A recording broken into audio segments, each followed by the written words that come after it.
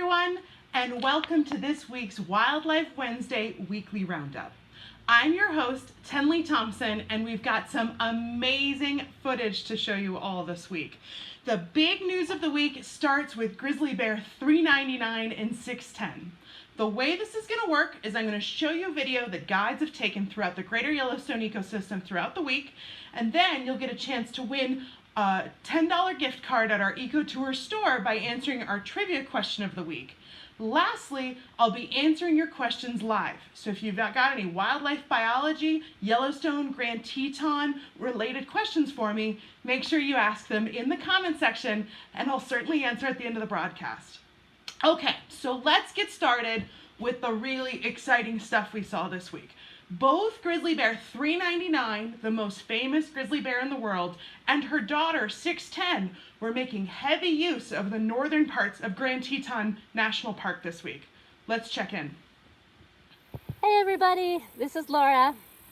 I'm so excited to tell you about my sighting of the week up in northern Grand Teton National Park.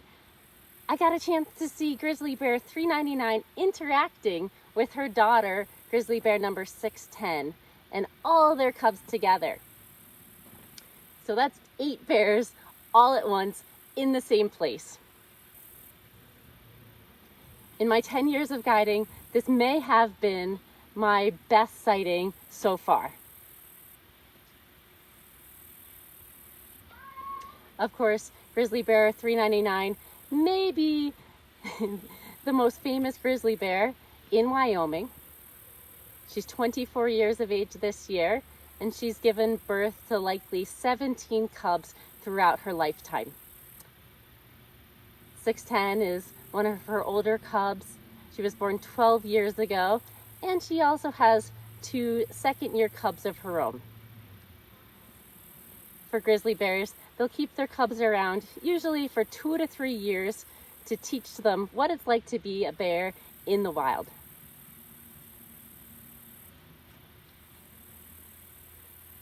Recently on an episode of Wildlife Wednesday Weekly Roundup, I showed you a film of grizzly bear number 610 swimming in Grand Teton National Park.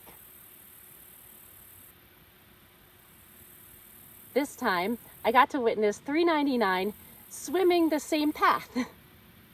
I wonder how 610 learned that behavior. I'm sure, I guarantee you, it was from her mother, 399. We'd been seeing these bears in the area for a few days. This time of the year, berries are really attractive for bears to consume. So a grizzly bear might be consuming between 20 to 30,000 calories per day strictly in berries.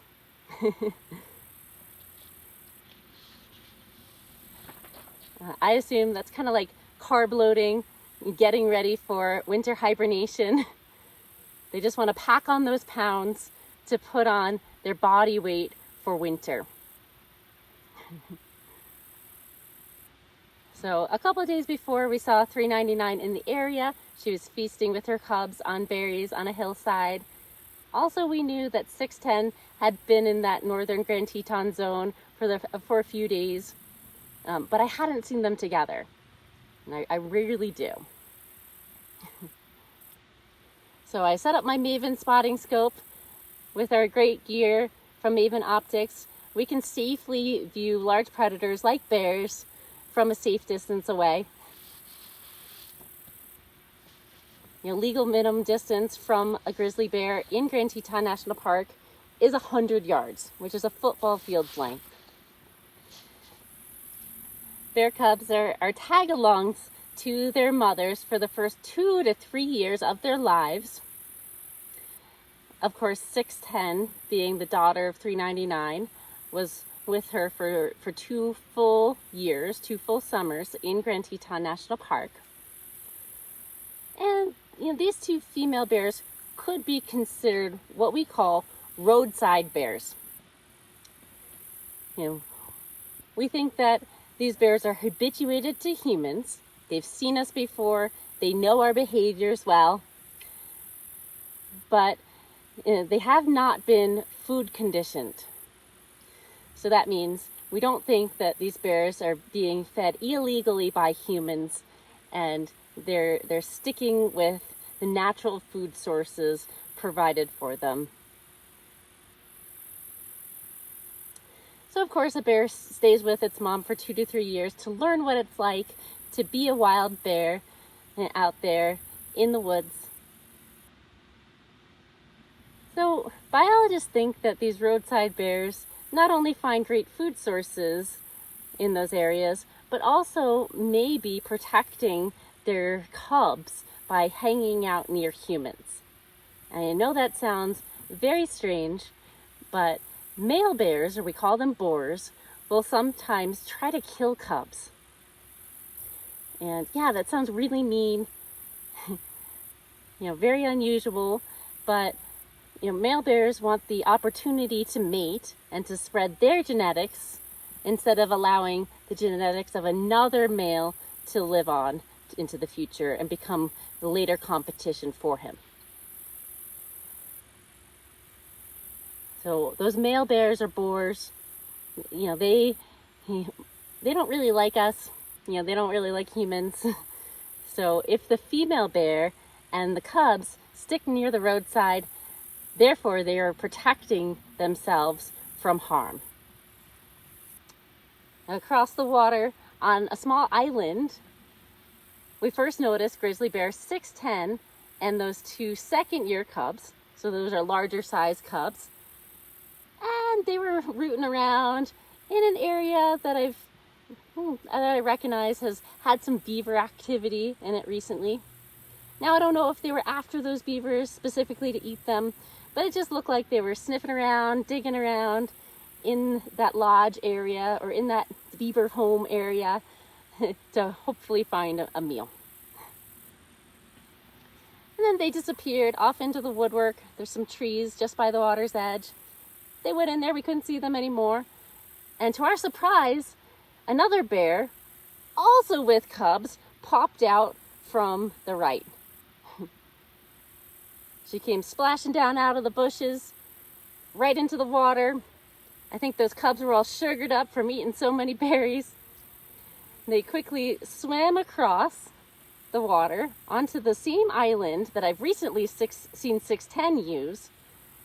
They romped across, they jumped back into the water, and joined 610 on that island. So I'm sure 610 learned these behaviors from her mother in years past. Over a summer season, grizzly bears have about 260 different food sources that they can choose from.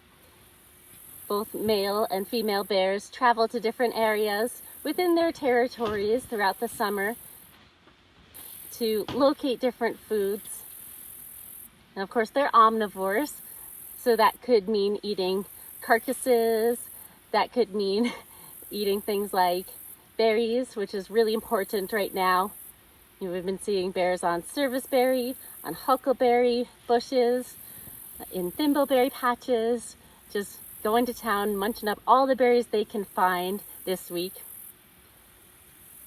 In late summer, that could also mean insects and pine nuts, which are very important food sources for bears to enjoy, as well as things like fish and root vegetables, which are found throughout the year at different times. Well, for me, that was an incredible sighting. I'm so excited to have gotten a chance to share it with you.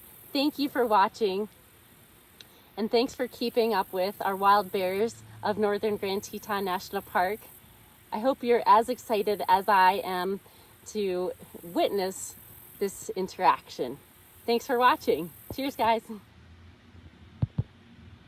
All right, that might be the very coolest video we've ever had on our Wildlife Wednesday broadcast. But wait, it gets better, because we've got a completely different perspective. But a big thank you to Laura, who did all of that great interpretation and the vast majority of that video. We also got some great video from Kirk as well as Kelsey, a little bit of video 610 from her there, Kirk of those bears swimming across the river.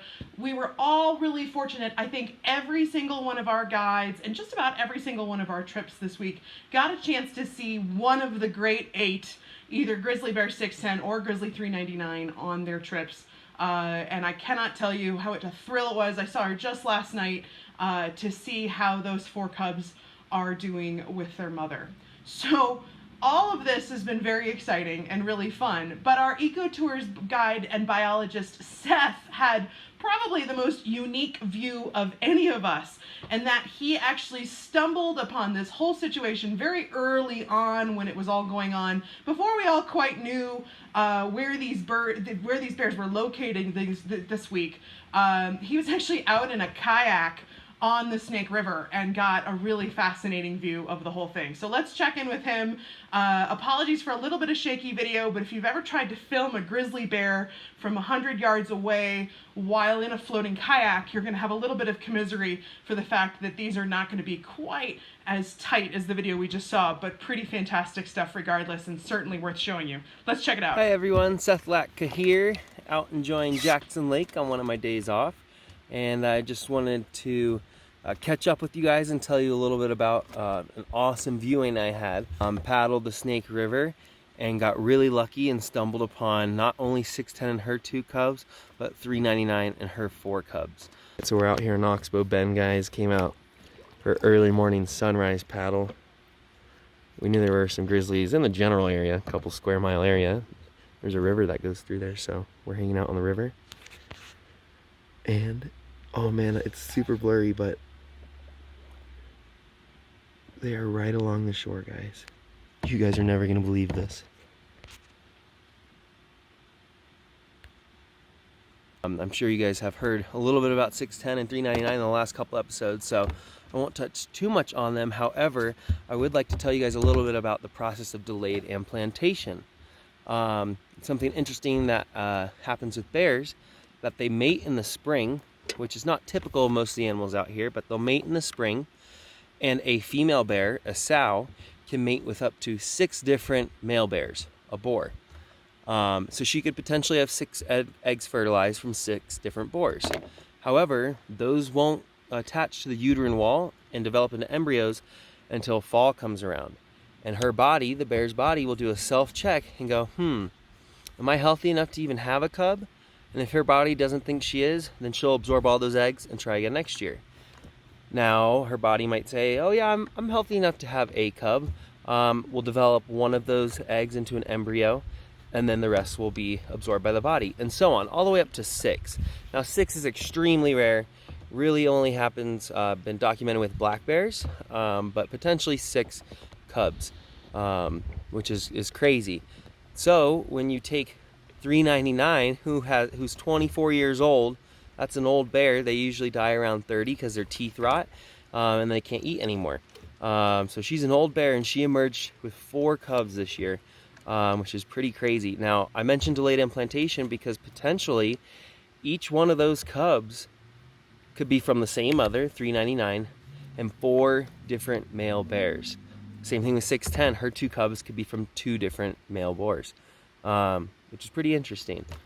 So yeah, stay tuned, guys. We'll keep you updated on other things that we see. But I would like to say that this was a dream of mine, a personal dream of mine, to view grizzlies from the Snake River, and have been trying for 3 years and finally got super lucky to view all 8 of the grizzlies from the river. So I hope you guys enjoy the footage. I hope you learned something, and stay tuned. So thanks very much to Seth for that, and for all the guys who contributed to some of that great grizzly bear footage that we had this week. Okay, so where's everybody joining us from this week? I think last week we had viewers from both Kenya and Chile, or was it Argentina? No, it was Chile, from Chile. Let's see if we can beat that this week. That was kind of a thrill, actually, to think about people from all over the world watching little old me in a broadcast. But do let us know in the comment section where you're watching from.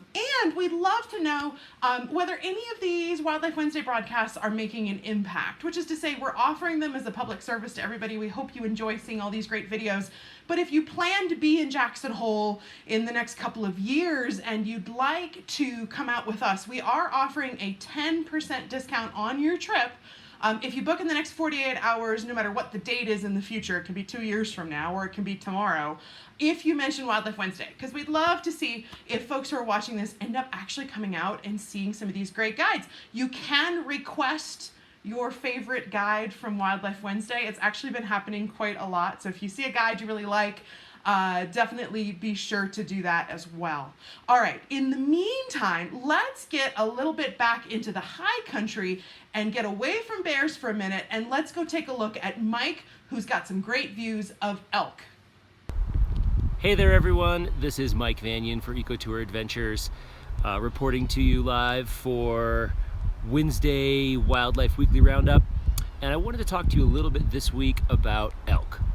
Now, we had some great elk sightings just moments ago where the velvet on the antlers is starting to fall off.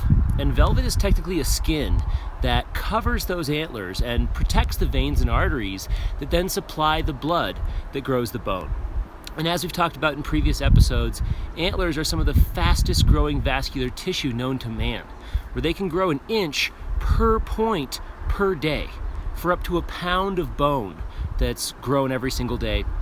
And this time of year is kind of an interesting time because as that velvet dies, it starts to fall off and it's all bloody and dangling around. And of course, that might hurt. I mean, I know if I had a scab that was 60 inches, it would probably hurt me. And so these bull elk are going to be running around and thrashing and bashing about in the bushes, trying to rub those antlers nice and clean and get that gross, decaying flesh and blood off, of course, for the ladies, with the hopes of gaining their favor. And it was pretty interesting because maybe in the clip you'll see, I'm not sure if I was able to capture it all in time, but there was a couple of elk. One had completely lost his velvet. The other one was still in the velvet. And the one that had lost the velvet tried to do battle with the one that was still in the velvet. And of course, the one that still had that velvet on may have still had those nerve endings in there, and so was feeling pain and was not willing to lock heads and do their annual mating ritual. So, hope you enjoyed the footage. For EcoTour Adventures, this is Mike Vanyan. Thank you. Thanks, Mike. It is such a fun time of year. The bison are in their breeding season, the rut. More on that next week. Lots of fighting bulls, and the elk are just getting going into their rut season, which peaks in mid to late September and early October. Then, of course, we've got the moose rut coming up after that.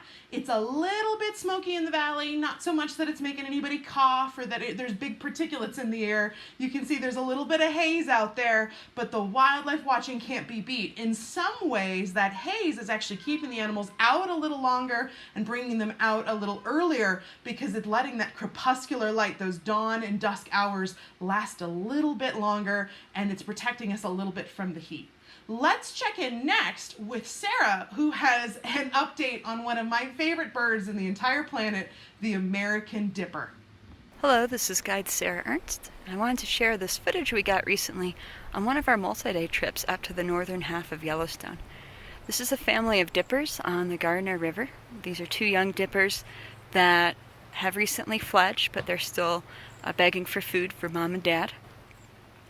And at first, when you look at a dipper, you might not understand why so many people claim it as their favorite bird, including most famously John Muir, the American conservationist. They're not very colorful, they're not very fierce looking like a bald eagle, they're not mysterious like a loon. But once you learn more about them, they're really fascinating birds. They have the soul of the trout crammed into this body that looks like an oversized wren. And even though they don't have webbed feet, they will dive down into the white water of the creeks and rivers upon which they live and look for their prey, which is aquatic invertebrates and other small aquatic animals along the bottom of the rivers. They're a fun animal to watch. As you can see, they cram a lot of behaviors into this short video, including begging and searching for food, preening, social interaction. So it's an animal that's one of those hidden little gems of the greater Yellowstone ecosystem.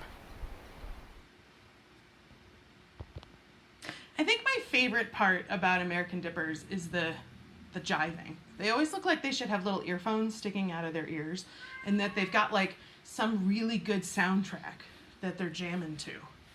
And every single time you see dippers, they're always bouncing around in the water. I also love the idea, and I love watching them dive under the ice of the icy rivers in the middle of winter out in the snow to find food and being totally fine with it. It's freezing, dippers, what are you doing? But of course, that's how they find their food source. So if you ever get a chance to catch an American dipper, it's well worth your time.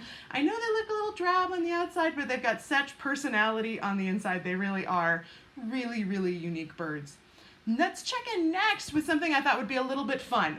We had so much footage brought in by guides this week of thermal basins and geysers and features up in Yellowstone and the bison rut. I thought it'd be fun to just hear all the crazy noises that you'd hear on your average trip into Yellowstone. So hold on tight and don't forget to like and share this video if you're finding this fun. Let's see what the sounds of Yellowstone are like. It was pretty hot and smoky in Yellowstone National Park this week, but the views, the vistas, the geysers, and the wildlife were fantastic. I thought rather than talk you through all of it, it might be fun to hear some of the sounds of Yellowstone that we saw and heard this week, starting, of course, with our favorite, the geysers. Oh my God, we got it! Oh, this is crazy.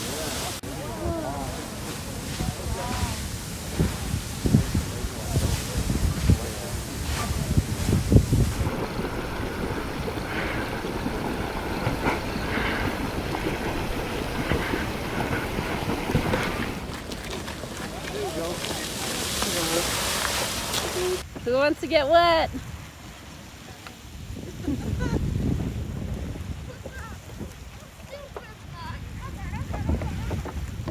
Come on, super fun. Super fun!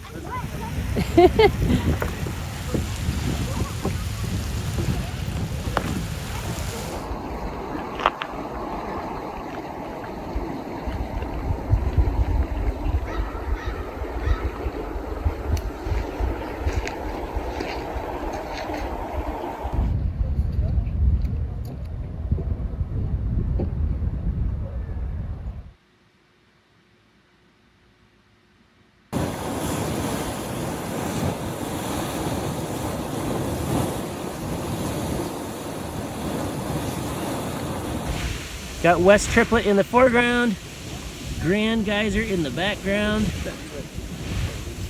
Again, a 2-for-1 with EcoTour Adventures.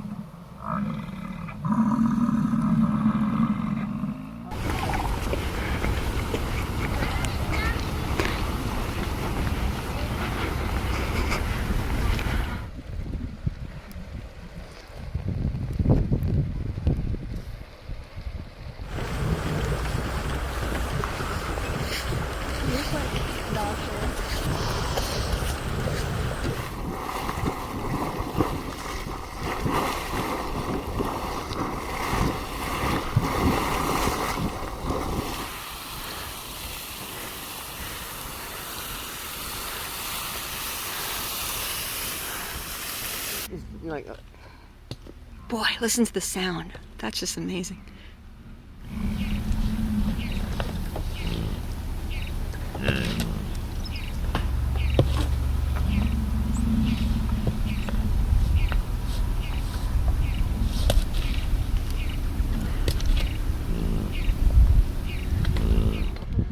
I can actually see a little bit of rainbow in the steam. Yeah. At least with my glasses on, my sunglasses on, I can.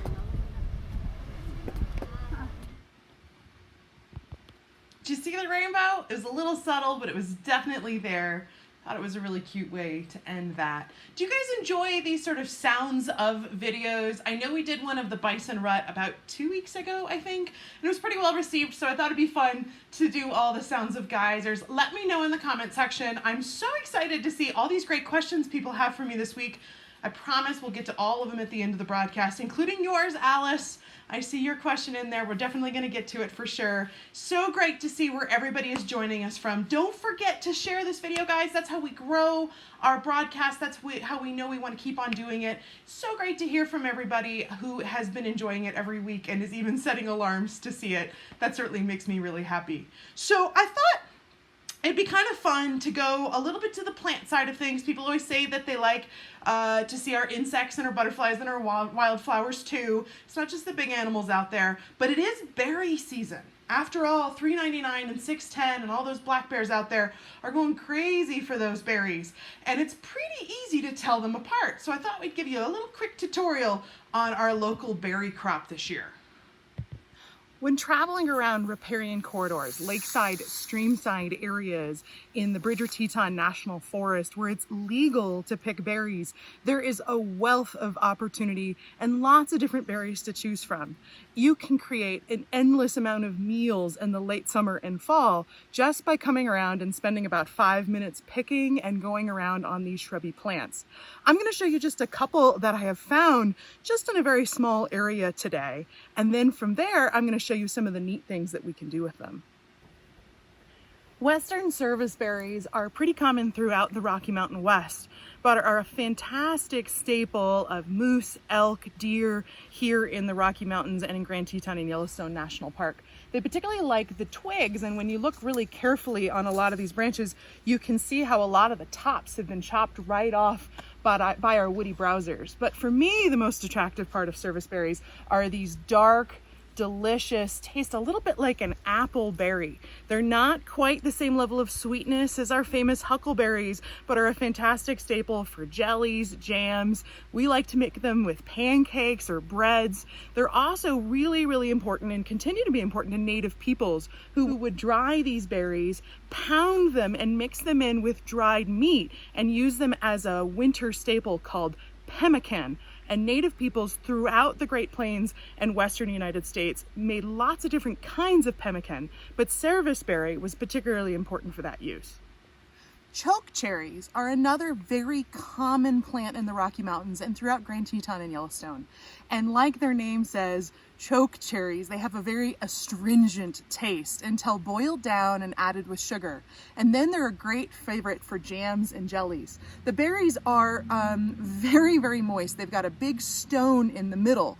And so when you process them, it's better to grind them down, get rid of that stone. Although Native peoples would dry them with the stone and add that to their pemmican for extra nutrients.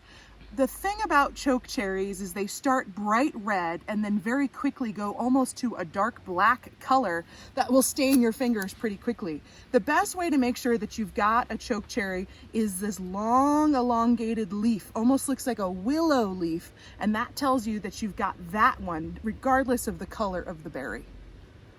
Next to some of these Western service berries, which are super delicious. We actually have some white stem gooseberry, and this is something I don't see as often. It's pretty easy to know when you've got it with its parsley-like leaves and its really thorny, stemmy plants. And white stem gooseberry presents a bit of a conundrum for us here in Grand Teton and Yellowstone National Park. It is a carrier of a disease called white pine blister rust, which is what's causing so many problems with white bark pine trees at high altitude who have died out throughout the ecosystem. In Yellowstone, we've lost almost 80% of these ancient trees that can live to be 1,000 or more years old. And so in some areas like Colorado, we've actually had efforts to go ahead and eradicate these plants, at least in the vicinity of white bark pine. And if you look really carefully, you can see some examples of white pine blister rust actually growing on this particular plant.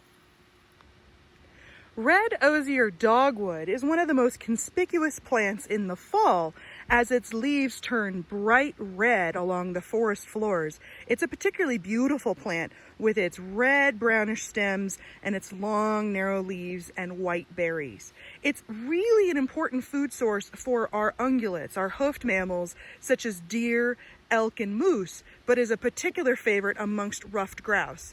Any white berry in Grand Teton National Park is not good food for human consumption, and some are poisonous, and so you never want to pick or eat anything that is white in color.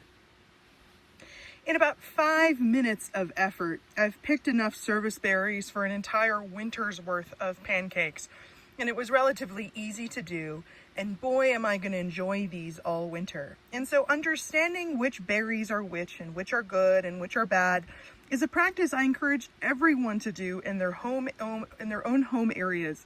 And once again, I encourage you, never go pick berries on your own until you know what you're doing. Some of them can be quite poisonous, but learning which is which can heap great rewards in your culinary efforts.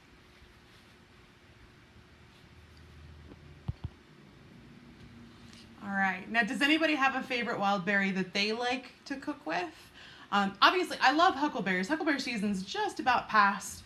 I used to make jam for everyone in my family, but it was just too much work picking all those huckleberries. So service berries and pancakes are my new favorite thing. But I do encourage everyone to learn a little bit about the edible food that lives in your home area. A great way to do that is to go out on a naturalist or biologist or better botanist hike. Many of the state parks, national parks, offer such hikes where you can learn about edible foods that live in your area, and then look up your local indigenous plant society, or you can certainly hook up with native tribal peoples who oftentimes will also show you how to cook properly with local berries, plants, and the like.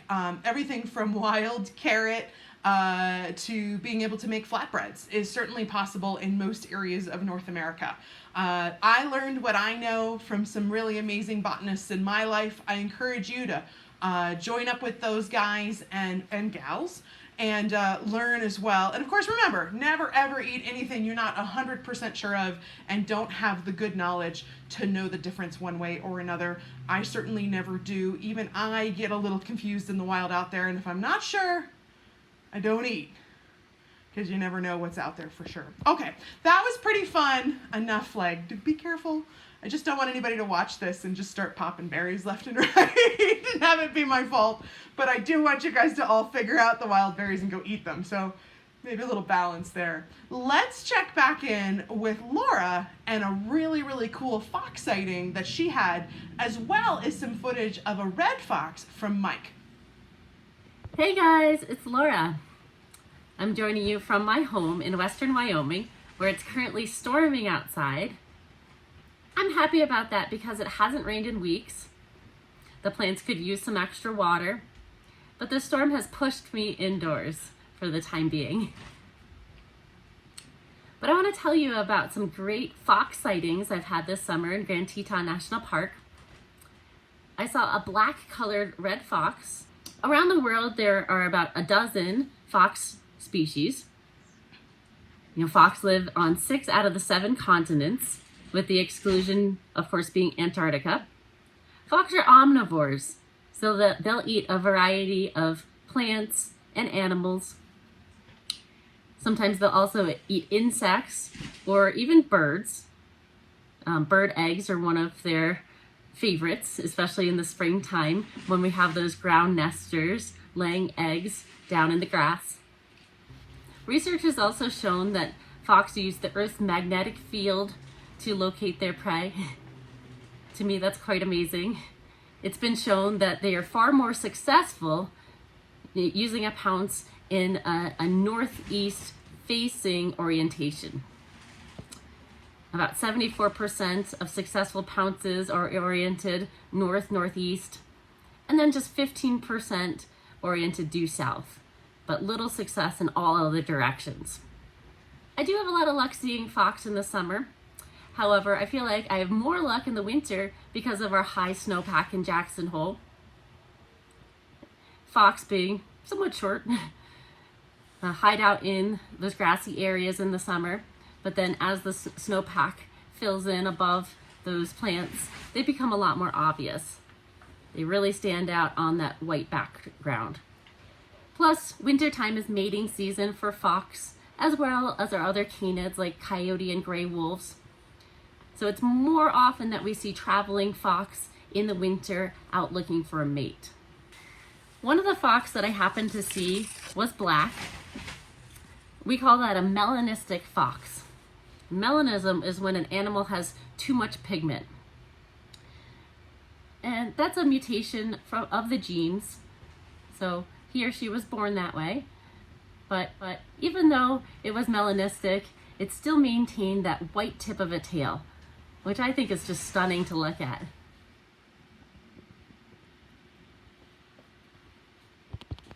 All right.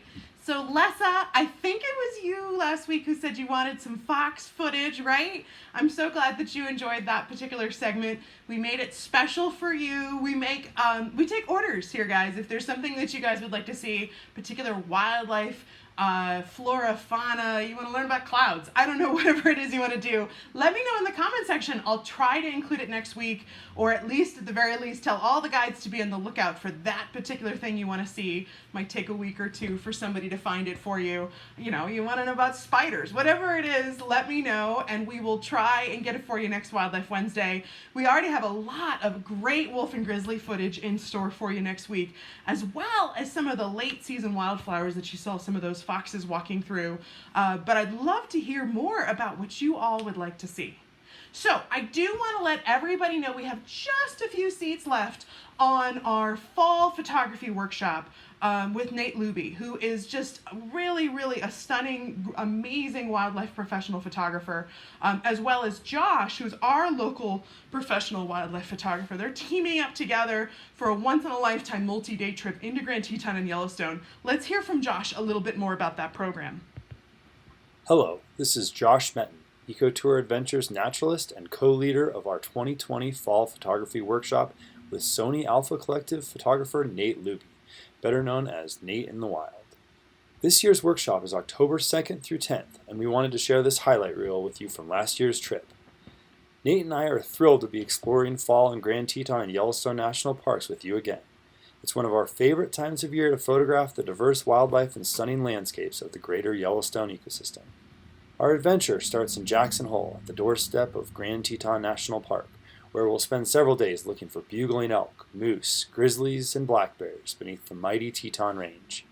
We'll have opportunities to photograph golden aspen tree groves in this stunning landscape while learning tips and tricks to take your images to the next level.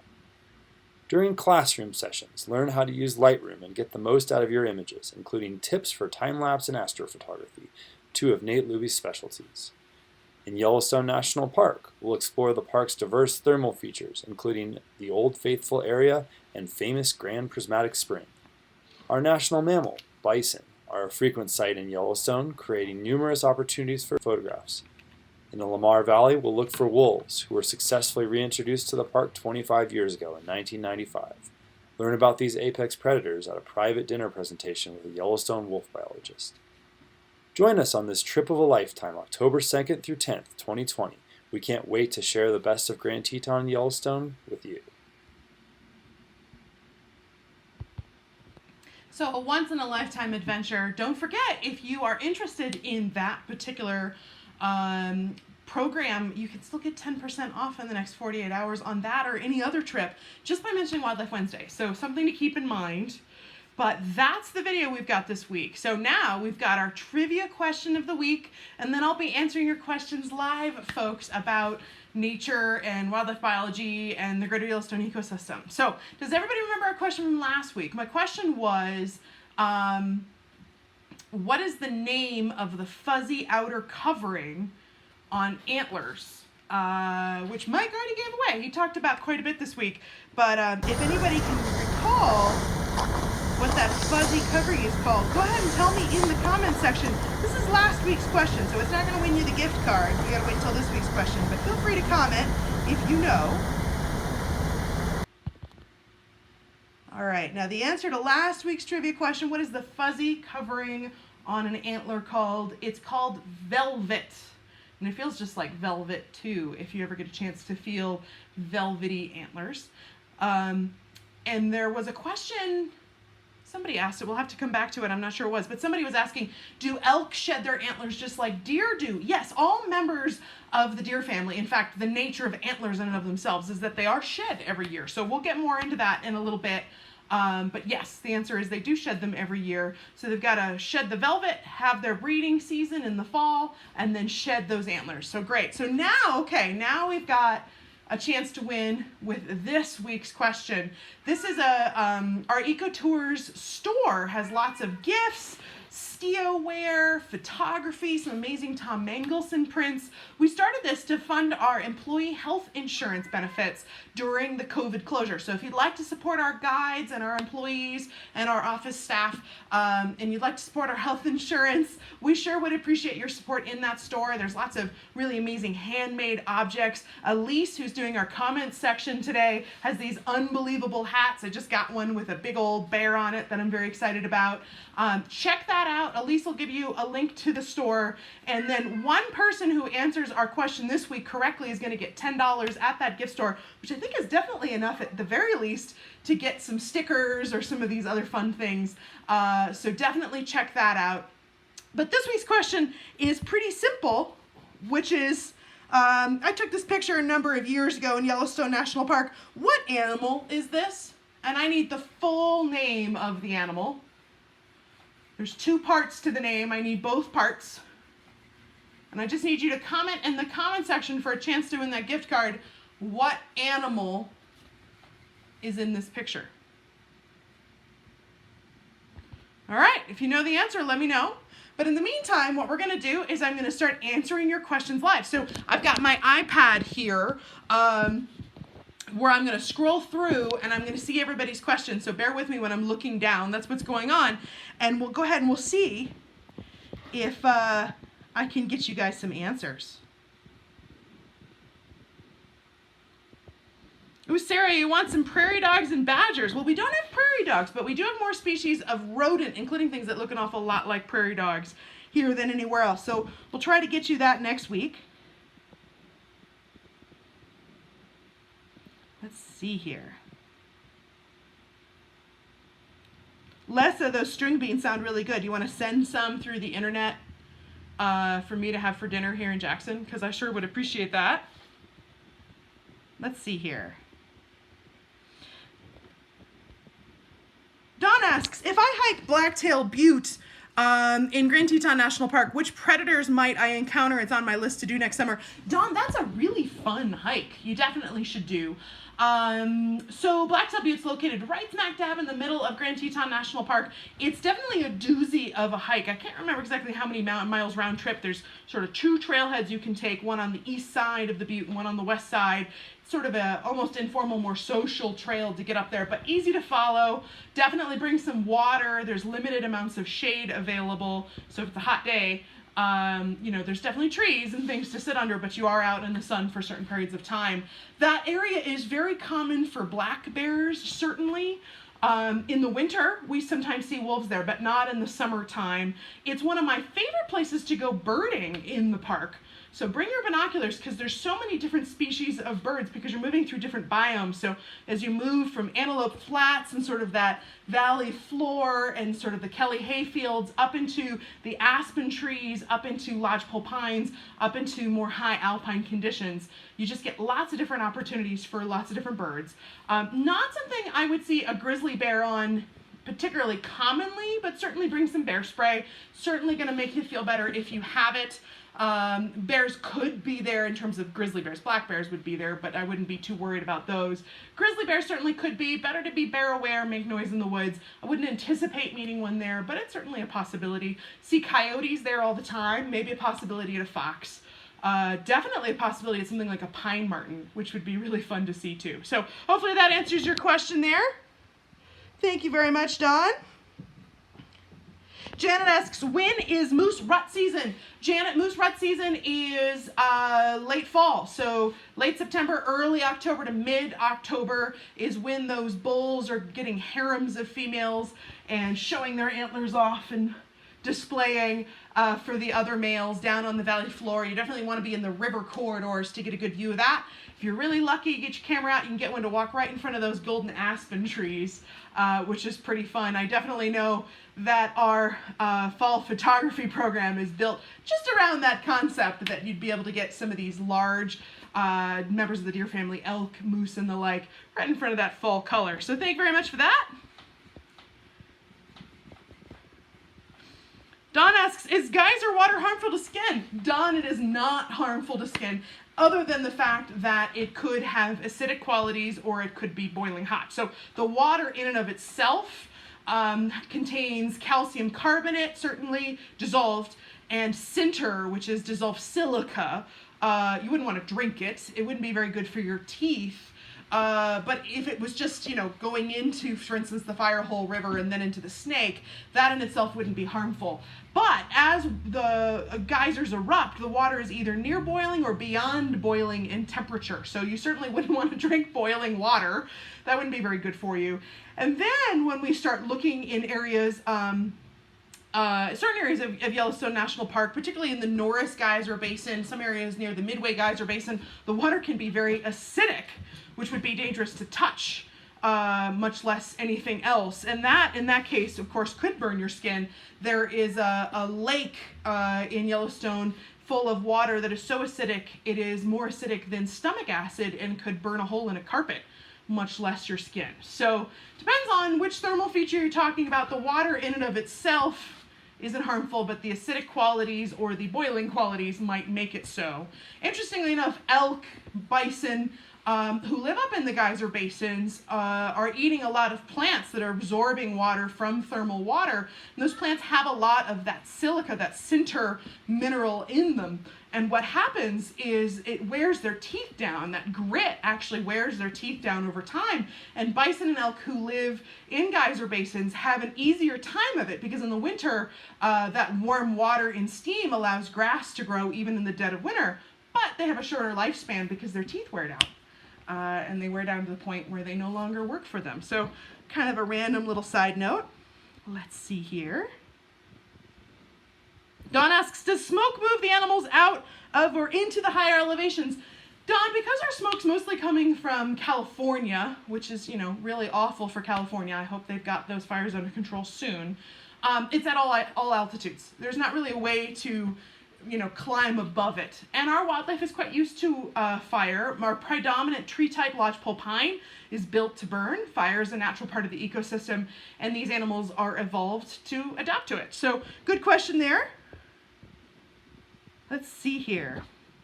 Lessa, this is what I was referring to earlier. Do elk shed their antlers like deer do? Like we said, yes, they do. So the nature of antlers is that they are bony projections from the head that branch or prong and are shed every year. The other kind of funny thing about antlers is, generally speaking, only the males have them. There is one exception to that rule, which are caribou and reindeer. They have antlers. Both male and female will have those antlers, but they shed them at different times. Total side note, but all of the male reindeer shed their antlers before December, which is strongly suggestive that Santa's reindeer are all female. if they've got antlers. I'm just saying, side note, because the females keep them through December and into the new year. But all right, we're getting a little far afield. The nature of horns is they're bony projections from the head, think bison, bighorn sheep and the like, that do not branch or prong and stay with the animal for their whole life. So if you see something sticking out of an animal's head, it's either going to be a horn or an antler. Antlers are shed every year, horns are not. There's only one exception in the whole wide world to that rule. That's pronghorn antelope, who have sort of a horn antler. They shed the sheath every year, but the bony part in the interior stays with them. And that's because the species is so ancient, they predate the concept of antlers. What are you gonna do? So hopefully that answers your question. Let's see here. Alice, you've waited very patiently. I hope you're still here. She says, she'd like to know how do they color the bears and why? Alice, that's a really, really good question. I'm glad you're tuning in. And of course, that's a really good question because it's not very comfortable to wear a collar, and you wouldn't want to do that to be mean to them, right? And so there's a couple different reasons that an animal might have a collar. And scientists will put a collar on an animal either because they better want to understand what's going on, and that's the only way to do it, or because that animal's gotten themselves in trouble and they want to keep an eye on it, which can sometimes happen with bears. The way that those decisions are made is a bunch of experts in that field get together and they decide whether it's in the best interests of those animals as a species, all of the bears all together, and whether it's in the best interest of the individual to put that collar on. So a really good example is some animals we don't know very much about that might be at risk of extinction. Those animals we might put a collar on because we need to know enough to save them, right? In this particular case, grizzly bears, we don't know how many grizzly bears there are in North America, and they're listed as an endangered species. The only way we can get them off the endangered species list is by monitoring and measuring their population, so that we know if it grows or shrinks over time, so we can understand that if the bears are recovering. And so we do place collars on grizzly bears so that we can understand how big their territories are, so that we can make good guesses on how many bears that there are. Now some bears get themselves into trouble. So as my friend and guide Laura likes to put it, Grizzly Bear 399 is our favorite recovered trash addict. When she was young, she got into the trash behind Jackson Lake Lodge, and she got her first research number, ear tags, and collar as a result of her getting into human food resources so that they could make sure that that situation didn't escalate. They went ahead and they captured her and they relocated her and scared her away, and she managed to get herself clean. She didn't get into garbage after that, but she did have to continue to wear a radio collar. Her daughter, Grizzly Bear 610, likes to bluff charge people when she feels like they're threatening her cubs. She's certainly never come close to attacking anybody, but she doesn't hesitate to throw her weight around when she thinks people are getting much, much closer than that 100 yards. And when I say much, much closer, I mean people have reached out to touch her cubs. And needless to say, she's not going to be okay with that. And so she wears a collar just so that we can keep an eye on her, because she's a little bit of a troublemaker. I say she's a little bit of a troublemaker, but she's a grizzly, you know? She's acting like a bear. You can't be terribly surprised that she's not happy when people don't always behave ethically towards her. Now, both of those bears have figured out how to get their collars off. And so there hasn't been a new collar placed on Grizzly Bear 399 since 2013, 2016. I can't remember which one of those it is, but she got it off relatively quickly. They're pretty clever bears. They also get their ear tags out, and so that's why you don't see one right now. But hopefully, Alice, that answers your question. We don't want to put collars and tags and things on animals willy-nilly, because that's not a very nice thing to do. But we certainly do want to make sure that we can conserve and preserve and take care of them. And sometimes collaring is part of that job as a wildlife biologist. So thanks very much. That's a great question. Let's see here.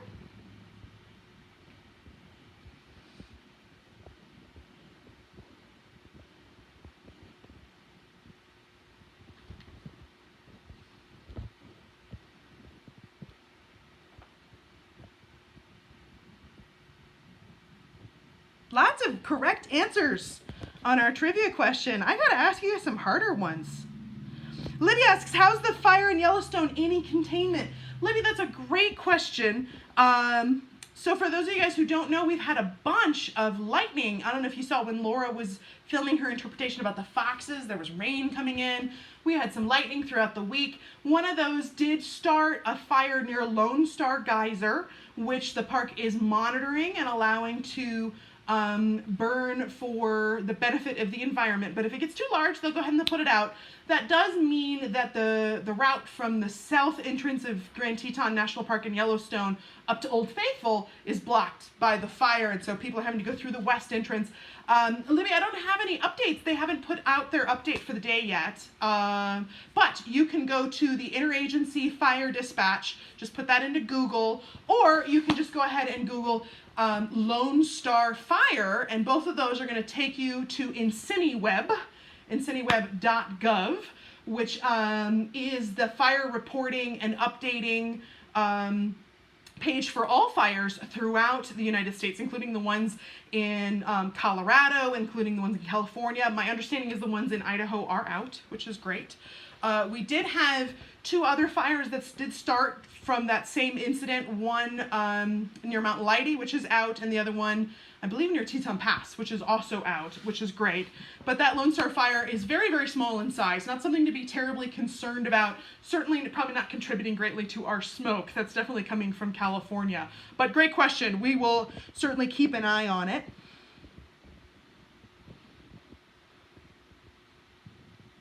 Don asks, are there any raccoons in Yellowstone National Park? Don, yes, there are. Very, very, very few. It's one of the rarest animals I see, incredibly uncommon, growing in population. We're seeing more raccoons than we did when I was a little girl. Not by much, but more. They have a lot of competition. They're omnivores. You know who else is an omnivore that eats everything a raccoon eats? Bears. Certainly, it's pretty hard. There's a lot of omnivores, a lot of animals competing all for the same food sources here in the Greater Yellowstone ecosystem. So certainly, it's a complete ecosystem. Raccoons and things like skunks, which also are omnivores, are here. We just don't see them in the same proliferation that you might see them where large predators are absent. So great question.